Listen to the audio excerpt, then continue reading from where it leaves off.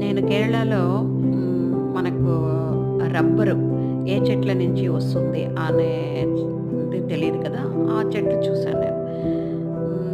చాలా బాగున్నాయి ఆ చెట్లు. ఎక్కడ చూసినా ఉన్నాయన్నమాట.